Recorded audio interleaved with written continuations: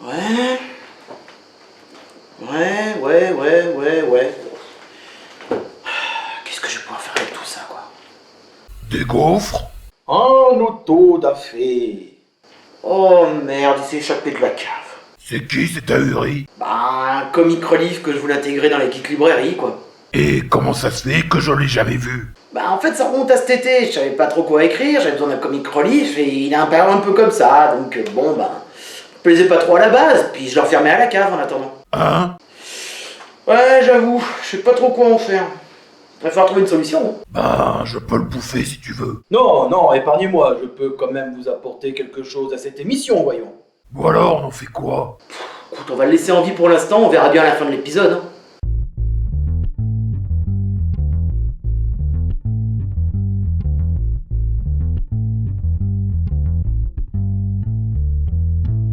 Bonjour et bienvenue dans ce Geek Librairie hors série spéciale Sundoku ou pile à lire dans la langue de Molière.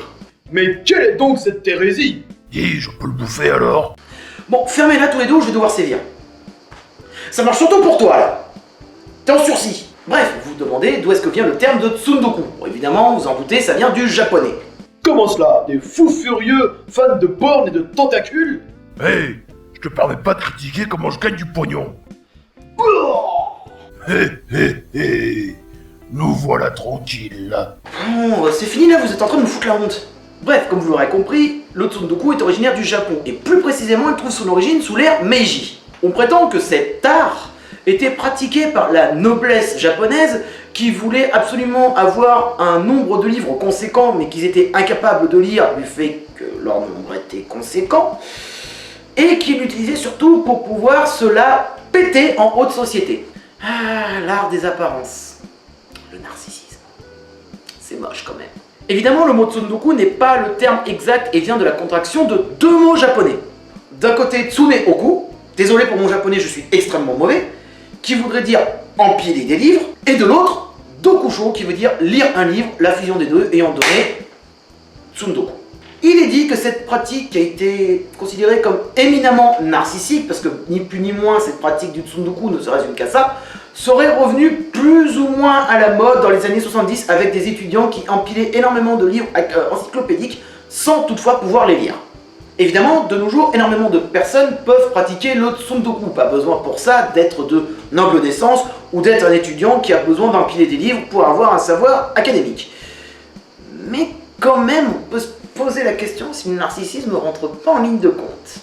Parce que oui, évidemment, quel que soit le type de livre, ça reste un Tsundoku, que ce soit du jeu de rôle, du roman, des comics, des mangas, j'en passe. Le Tsundoku peut se pratiquer avec tout et n'importe quoi.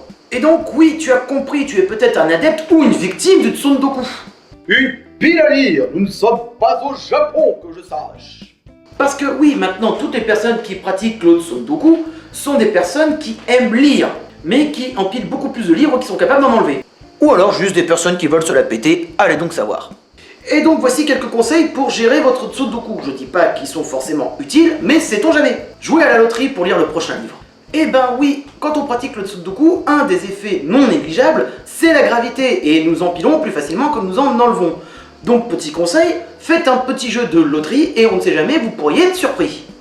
Hérétique, les jeux sont interdits. Lire plus vite? Une idée éminemment stupide, je le conçois. Surtout qu'à la fin on pourrait finir avec des crampes aux yeux. Et ça, vous me l'excuserez, c'est vraiment pas le must. J'ai trop de livres à lire! Lire plus. Excellente idée! Si vous avez envie de vous enfermer comme un moine dans sa cellule de pénitent, Hey! rangez ses bouquins, ça serait une excellente idée. Surtout qu'à un moment donné, les bouquins ça s'entretient, un petit coup de Swiffer dessus, ça n'a jamais fait de mal. Hein. Mais c'est pas ce qui vous aidera à lire plus, malheureusement. Apparemment, nous pouvons trouver sur le net des idées sur comment rentabiliser ces livres qui nous ont déplu ou que nous n'irons jamais. Mais ça implique de massacrer le livre en question. Et à moins que vous soyez des fans inconstitutionnels du genre, je vous conseille de recycler tous les Twilight, Hunger Games, Divergente et Fifty Shades que vous trouvez sous la main, ça fera pas de mal à l'humanité. Tu sais, tu vas pas te faire que des amis avec ce genre de déclaration. Avec tout ce que tu viens de citer, pourrais-je me permettre un auto-da-fé? On peut toujours acheter moins de livres. Alors là, en fait, celle-là, elle est pas facile parce que parfois, nous faisons des achats compulsifs complètement extrêmes. Malheureusement, preuve à la pluie, même moi, je ne suis pas à l'abri de ce genre d'erreur. Néanmoins, je rebondis, ce n'est pas moins acheter de livres qu'il faut, c'est mieux choisir les livres que l'on veut lire qui compte. C'est une chose toute bête, mais c'est ce que je me suis aperçu quand j'ai commencé les geek librairies. J'achète beaucoup moins, je suis beaucoup moins sujet à l'achat compulsif, et ça me permet de mieux sélectionner ce que j'ai vraiment envie de lire.